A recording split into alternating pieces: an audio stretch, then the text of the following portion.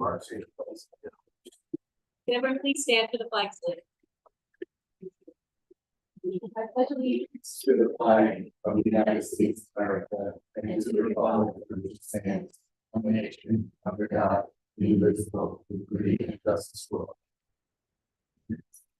In accordance with the Open Public Meetings Act, adequate notification of this meeting has been provided by advertising in the record and posting notice of this meeting in Borough Hall and the Superintendent's office. I hereby call to order the public meeting of the Little Ferry Board of Education, Thursday, April 30th, 2026 at 7:02 p.m. Can I have a roll call, please? Mr. Brunelli, Mr. Bertoli, Here. Mr. Feitros, Mr. Kanan, Mr. Mealy, Ms. Patel, Mr. Borisek, Mrs. Villasuso, Here. Mrs. Bradley, Here. Mr. Nislovich. We have a quorum.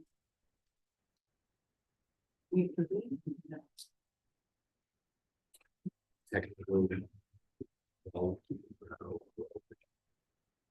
we're just going to go out of order. It's really two meetings that we're coming to. First meeting is the public budget hearing. Second meeting is regular board of ed meeting. But out of respect to the families that came for students of the month, we're going to start the meeting with the students of the month.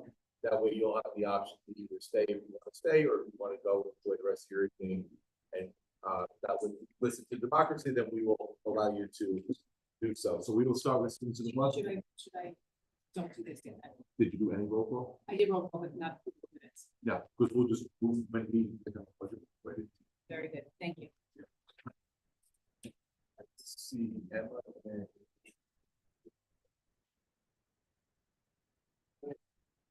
all right, so we will. I see two out of. So our student of the month for March in grade 6 is Jaden Sainville. Right.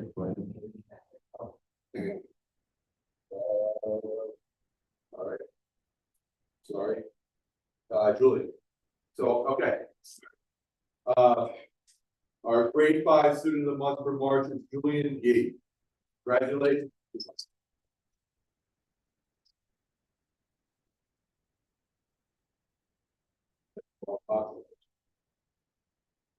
All right, Julian. The teacher in grade 5 has the following things to say about you. He's an active listener who stays focused and engaged during lessons. He demonstrates a strong work ethic in all his tasks. He excels academically across all subjects. He is kind, thoughtful toward his classmates and teachers. He's willing to help others and lend a helping hand. Works well with a partner and in group settings. Contributes positively to classroom discussions and activities. Congratulations.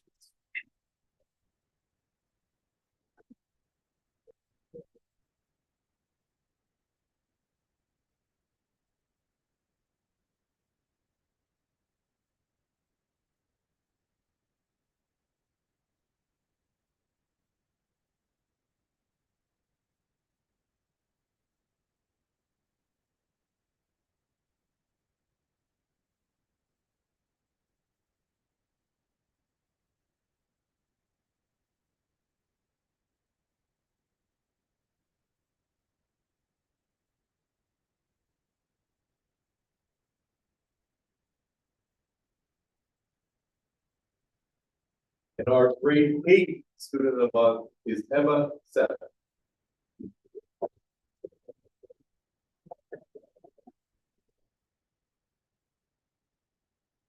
Teachers in grade 8 have the following things to say about Emma. She shows responsibility by completing work and staying organized. She helps others demonstrate kindness. She stays focused and manages time well to meet deadlines. She shows determination and doesn't give up when work is challenging. She takes initiative by going above and beyond expectations. She maintains a positive, motivated attitude towards life. Congratulations.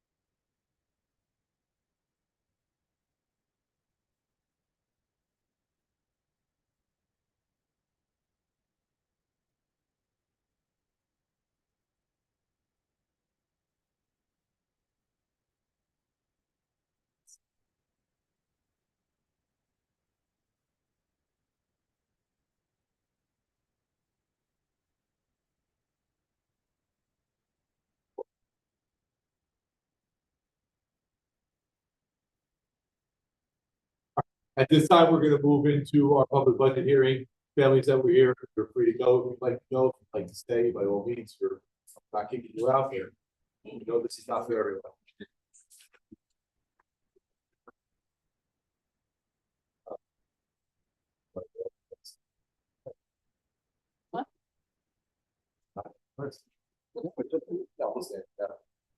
All right.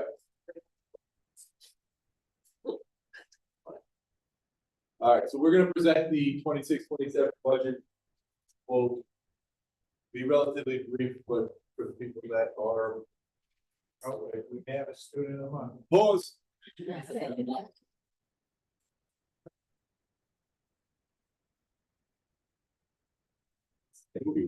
like to have, that's what-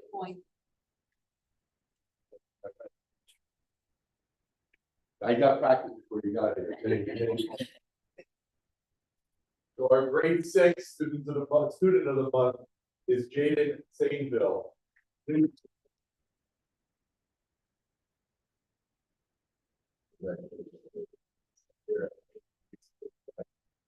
Teachers, grade 6 have the following things to say about you.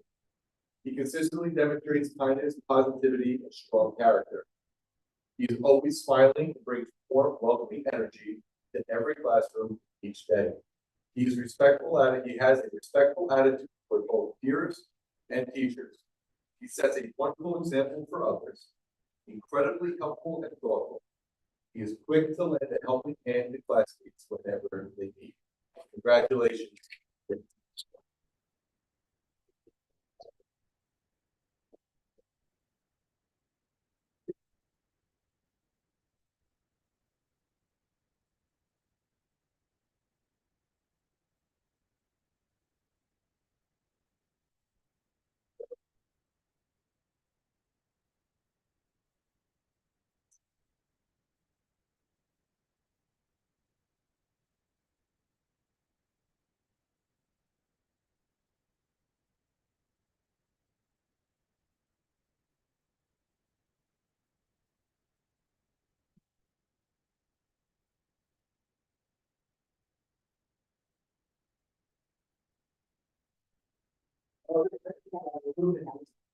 There we go.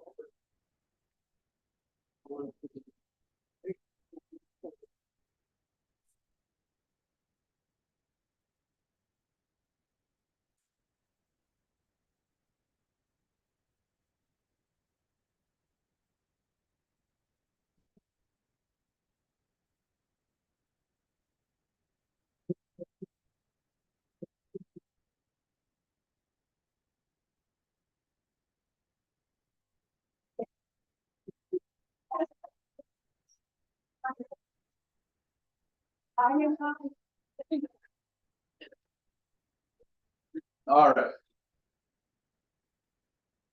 Yes. Yeah.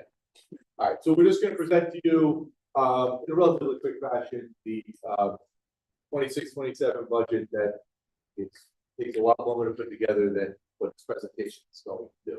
So similar to the three goals that I had last year, I kind of was redundant on purpose, but we wanted to be strategic, we wanted to be consistent, and most importantly, we wanted to be fiscally responsible. And those are the three categories we were trying to hit every aspect that when we were building this budget. Before John jumps into some of the numbers, and you'll hear me probably say it a few times throughout, this was a challenging budget in New Jersey in general. This was an extremely challenging budget year for Bergen County in specific. I am very proud of this budget. I'm very proud of the budget that the board and John and the business office, David and Alyssa, everybody put together. So it's not easy. We have kind of tried to protect ourselves a little bit for the future, at the same time ensuring that our programs are going to be sustainable and consistent, and be able to maintain status quo by also adding a couple of things into it. So with that, if you want to just kind of change the numbers a little bit. So the first thing is our tax levy, so it's at 23 million, 440. So what we decided this year, even though in New Jersey, we're capped at 2%, we were allowed to take adjustments. So We'll discuss that adjustment. yeah, 3.9, we'll discuss it later. Is basically the healthcare increase. For those that do not know, we got a 36% increase on January 1st. From one year to the other, it was $883,000 this budget year and next budget. So that was a challenge, plain and simple. State aid, I like to, so it shows that we got a 6% increase. We're supposed to get triple that from the state. So the state did not meet its obligation and fund the formula. We were shorted over $1 million. Why were you supposed to get more money? Increase in students, plain and simple. So for 2 years in a row, we haven't gotten what we're supposed to get, and everybody else in the state. We've also,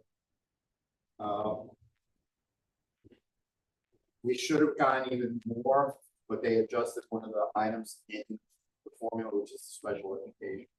So we'll see what happens. So 2 years ago, we were 100% funded on the state formula. Today, we're at 75%. Somebody explain that to me.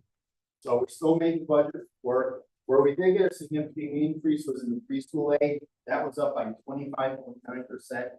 So That's not carryover. that's not carrying over. Just increase. So we got significantly more, and as we move forward and increase the universe that we service, that'll be critical. Special ed tuition, which is special ed, high school, was a 1% increase. Right now, we're just holding the line of tuition. So capital reserve, we're going to be doing some projects, and we'll get into detail later. So that's 1.37 million. Capital equipment, that's the lease payment on the Chromebooks, the buildings and grounds. We have to buy some new equipment, nothing significant, and some IT servers that have to be left. So that's that 241,000. So the total general fund is up 6%. So how do you do that at 3.9? We made it work, and everything is whole. No reduction in force. All the programs are in place, and we're able to pay for the help. So I call it a miracle budget. Don't say that. Right, it's a great budget. It is a great budget. That we pulled it off is a great thing. So one of the things I want to highlight, John will dive into some of the other stuff, but transportation, you're going to see a negative 60%. That's hard work from Mr. Murray, from Melissa, from the business office, from Bowie and your crew.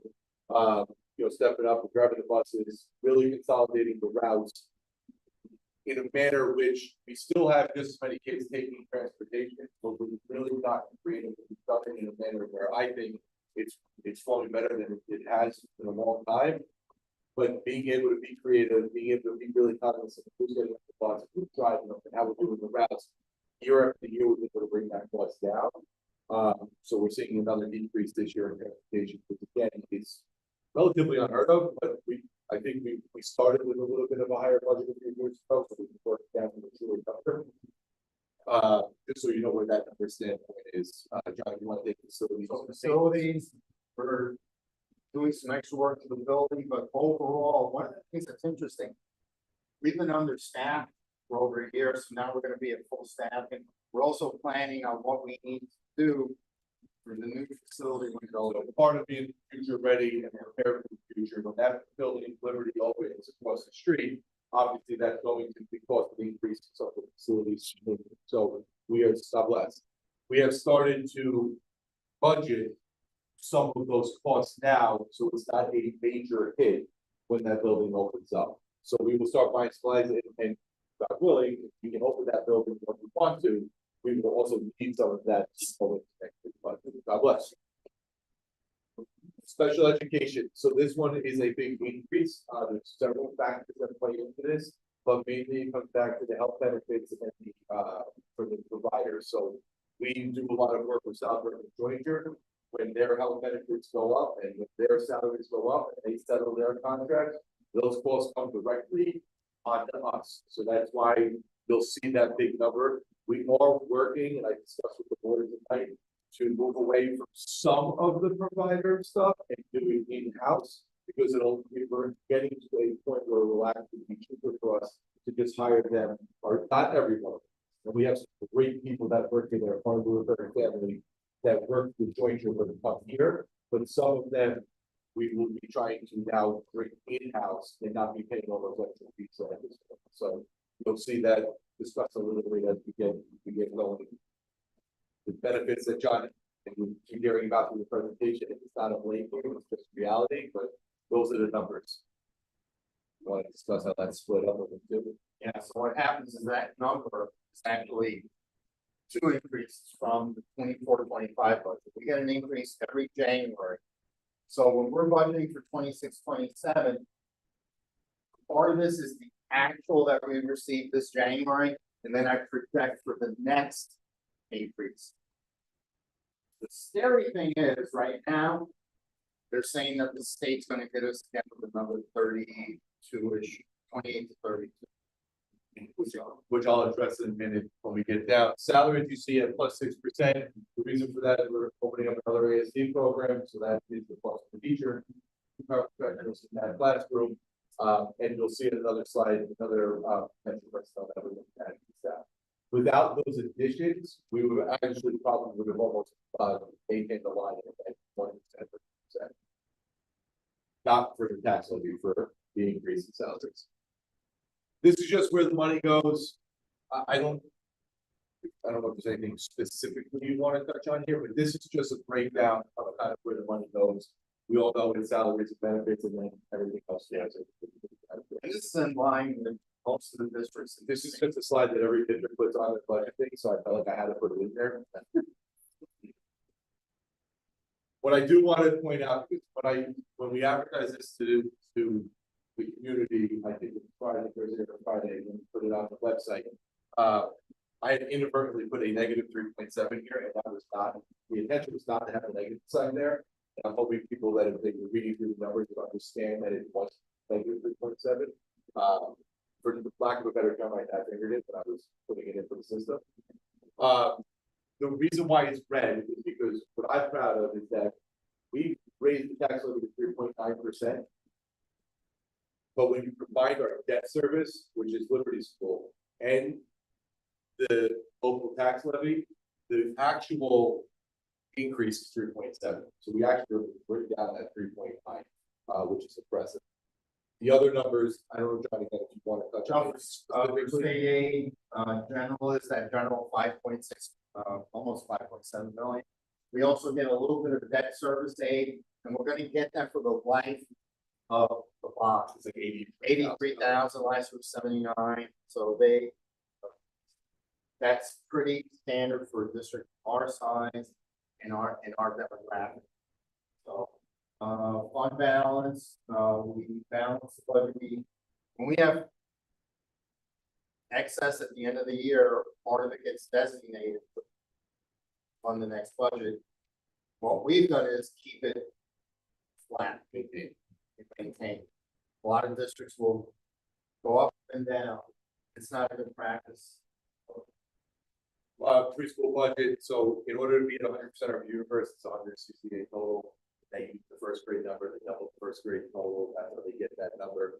Where 50% of that universe, we've been given the permission to wait until get to 100, until that goal is open, we have a plan for. Yeah. This is where our total budget is for preschool, which that money, the excess money will probably start down with the classroom responsibility is built. So there was no funding adjustment this year. Last year there was a pretty significant hit. But it almost looks like this year they just put that back. Staffing programs, we're continuing mental health supports, so we're not having a reduction in that, and it's also 12 months, which is going to be helpful. We talked about the ASD classroom, the facilities. We're going to continue doing some projects. They'll talk about on the next slide. We'll continue the tile project, getting rid of the carpet wherever we can, relocating the offices, and installation of the building management system, which again, we'll talk about in a minute. An instructional coach, instead of, we've had a math coach, we've done some things. We are discussing the idea, and we are budgeted for just a general instructional coach that can kind of help everybody, special ed teachers all the way through general ed teachers. And then expanding the role of the literacy coach to get her here a few more days, which is in this budget. That's out of the title fund, not out of your general budget. The relocation of the kitchen, to the new cafeteria, are all things that we're excited about. Curriculum wise or instructional material wise, K-2 twig will now be fully K-8, so that's the grade bands that need it, get it, which is K-2. 3 to 5 ELA, magnetic literacy, and the 6 to 8 math will be revealed now for grades 3 to 8. So we're adding some consistency to what we're doing, and then again the ASD program. Capital projects that we're doing for the year, furniture for the new Liberty School to help better fund the project, keep costs down. We are going to use capital to fund the furniture. The new kitchen at Memorial School, which has been approved, and they're going to be breaking ground for that as soon as everybody's out of here in June. And then building management system, we are going to start establishing a building management system, which allows us to control modern buildings. You control the temperatures across the building, and when the building's unoccupied, you lower the temperature. Like a perfect example is the other day, it was Thursday, Louis came in my office, and he walked out of here, somebody had thermostat at 90 degrees. So this room was cooking at 90 degrees, if somebody touched the thermostat, we cannot control that anyway. So if that were to, first of all, wouldn't happen with the benefit system, but if it didn't go faulty, we would be getting alerts like something is going on in the multi-purpose room.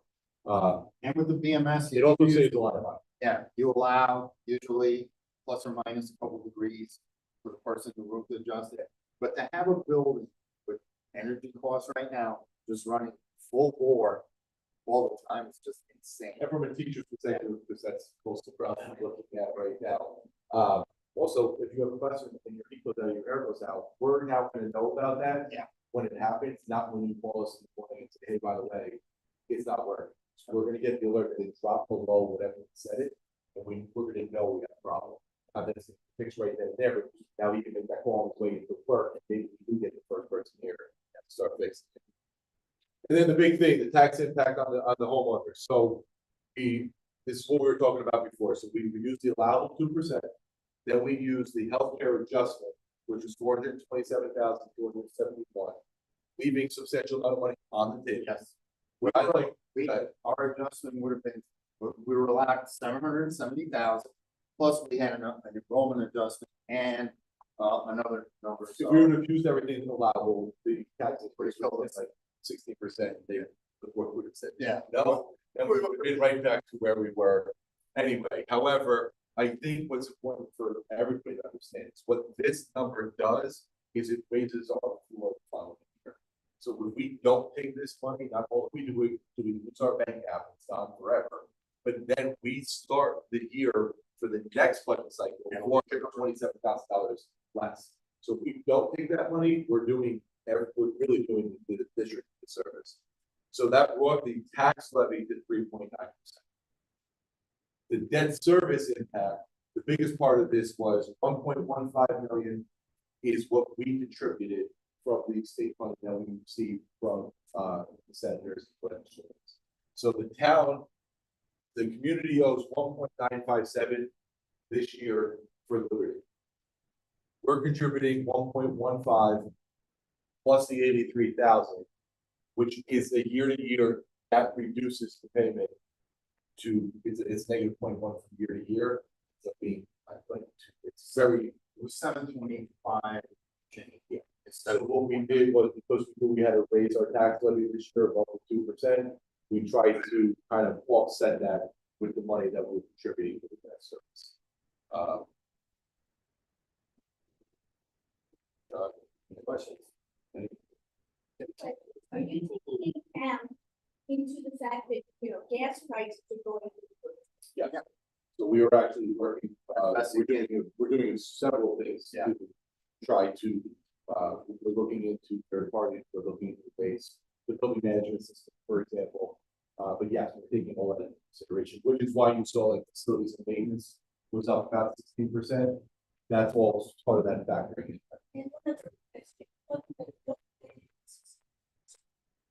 when you get this, We're- the Liberty's built, are they gonna be tying together? We're working on that right now. So we have our architects, we have the people that are going to do the work. This building management system, talking with our architects, to make sure that the council is over there. The goal is to have one, not two. Thank you. Just to have Absolutely. Board, anybody? All right, you've heard this about 15 times, so. Thank you. Thank you, Mr. Gomez and our entire board office. Okay, so So now, we those questions, you're taking public comment? No more public comment on the, okay. So let's take a vote on the budget adoption. Do I have a motion? Second. Motion. This. And Fern is second. All right, thank you. Okay. Ready? Mr. Brunelli is absent, Mrs. Bertoli. Yes. Mr. Phytos is absent, Mr. Kanan, yes. Mr. Mealy. Al, Yes. Mr. Borisek is absent, Mrs. Delasuzo. Yes. Mrs. Bradley. Yes. Budget is adopted. Thank you, Mr. Gomez. We'll just move ahead until we get to this part. Let's be resolved that the Little Ferry Board of Education submitted to the regular public meeting held on March 24th, 2026. Do I have a motion? Motion. Second? Second.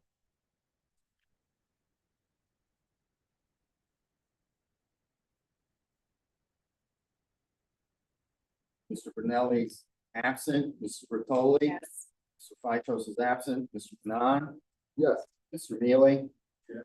Mrs. Patel. Yes. Mr. Borisek is absent, Mrs. Delasuzo. Yes. Mrs. Bradley. Yes. Motion passes. So. All right, we'll now open up to Mr. Carapato. That's what I like. Great. Superintendent report, if not, we can just transition to board secretary. Yeah. Got you doing it. Financials were done on time once again. The timing of this meeting, so at the next meeting, I'll give an update on the food service, but I can tell you the last month, we increased our profit by $10,000. So the winter's tough, so now we're getting back into a groove. Right now, we're probably gonna hit 200,000. And where were we this time last year? About 170, so about, yeah, we're ahead. Great. So, yeah, so that's all I have. Miss, Stanislavich, you wanna go, or? I'm ready. Okay, Mr. Carapato's ready, and then he'll introduce you. Oh, I can't read the last time, all right, this year. All right, Hibbs, we're Zero Washington, Zero Memorial this month. I do want to congratulate, and we haven't, I'm not sure if this we can put it out yet, but Miss Madeline Catlow was the recipient of the Bergen County Audubon Society the Dick Ensberg Teacher Appreciation Award for 2026. So there'll be a ceremony on May 31st at the Plant Day at Richard Dick Park, and our staff's going to get that in that hall. We will recognize her as well. So we had submitted her for to be a recipient, and then we got notified that she was going to be getting the award. So we're very, very happy about that. Thank you, Michelle. I got that. Treps, want to thank Ms. Malky and his son. It's always an amazing event. But we work hard to do that. Deserve a lot of credit, as do the students who really put in a lot of time.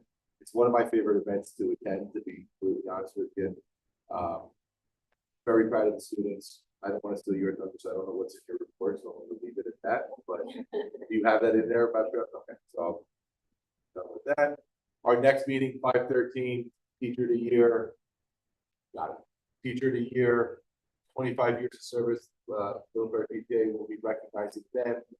Kylie will be giving her last report as our student representative. So that'll be a very, very nice meeting. State testing has begun. It's going as well as state testing go.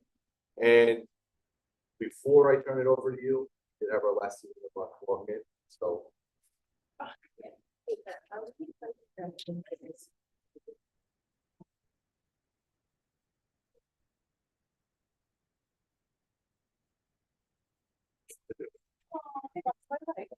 give you some emotion. All right. And without further ado, our grade 7 student of the month for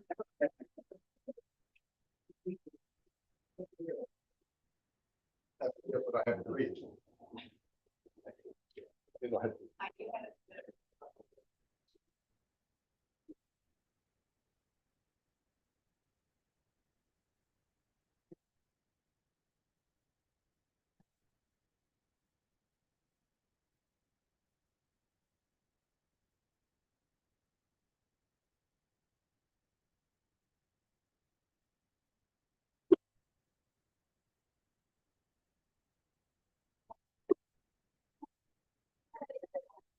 Oh, I believe Mark. Thank you. I think so. All right, Mark. Yep. You ready? Teachers had a lot of things to say about it. Here we go. She displays perseverance and curiosity, viewing challenges as learning opportunities. She treats peers, teachers, and staff with kindness, empathy, and respect. She sets a good example through behavior and following all school rules. She exhibits strong moral character, volunteers to help, shows a willingness to assist others without being asked. Congratulations.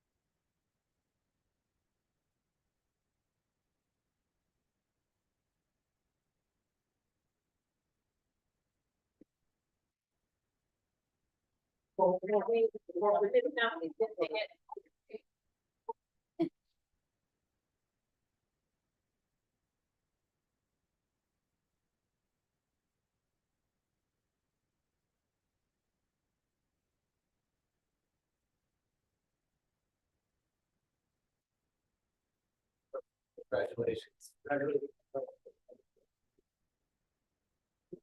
All right. Without further ado, Kylie, please take it away with the student.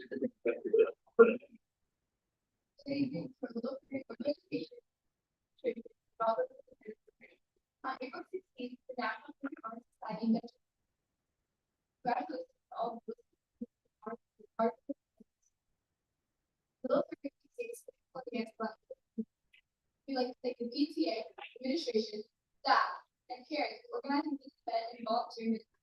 We also appreciate all the work of the PTA last month, last fair. On April 29th, our concludes the Chuck Park Kids Partnership. Thank you to Ms. Sun and Ms. Malky for writing your own students and Ms. Bell for organizing our street.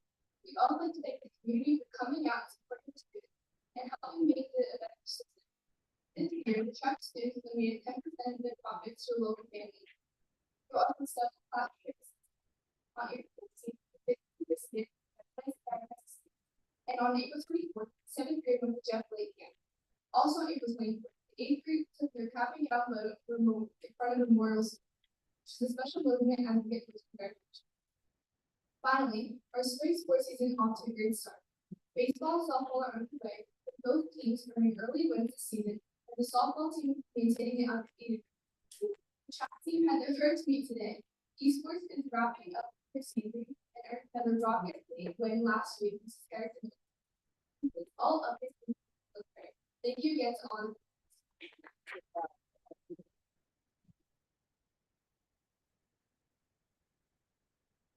All right, thank you, Ms. Carapata. Thank you, Ms. Nitzowitz. All right, we'll open it up to Ms. Bertoli to provide personnel reports. We met earlier today for personnel. On tonight's agenda, we're approving job descriptions, which the board will approve, and also in addition to hiring a new physical education teacher. Thank you, Ms. Bertoli. So for education. Yes. Middle school students completed their spring diagnostic assessment. Overall reading and math scores improved by 50% in both areas. Grade 5 showed a 23% increase in reading and a 26% increase in math. Great job, Ms. Lanterni Blonde and the grade 5 team. Grade 6 math had the highest percentage at or above grade level with 63%. Great job, Ms. Stens and the sixth grade team. Students in grade 5 and 8 completed the NJSLA science assessment this week. They put forth their best effort and we look forward to the results. Grade 5 and 8 will complete the NJSLA adaptive writing, reading, and math next week. Grade 3 and 4 the following week. Best of luck of our students. Try your best and make us proud. Thank you. Mr. Mealy for policy. We don't have a policy for this one. Great. Mrs. Patel for transportation. There are no updates at the moment. As far as expansion updates, just look across the street, we're moving full steam ahead. No other, is there anything else that? Not right now. I think we most of it. Great. All right, Mr. Kanan for NJSBA. No current public. Great.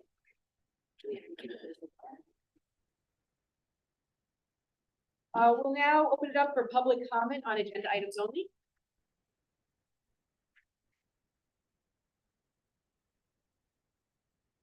Now take a block vote from F59 to 62, DO2 37 to 42, P170 to 182, FA11, C29 to 30, and PO15. Do I have a motion?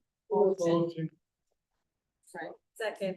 That's it. All right. Mr. Brunelli's absent, Ms. Bertoli. Yes. Mr. Phytros is absent, Mr. Khan, Yes. Mr. Mealy, Ms. Patel, Yes. Borsec is absent, Ms. Suso, Yes. Mrs. Bradley, Yes. motion. Thank you. We'll now open up to public comment on non-agenda items. Oh, okay, do I have a motion to adjourn? Motion. Second? Second. Thank you.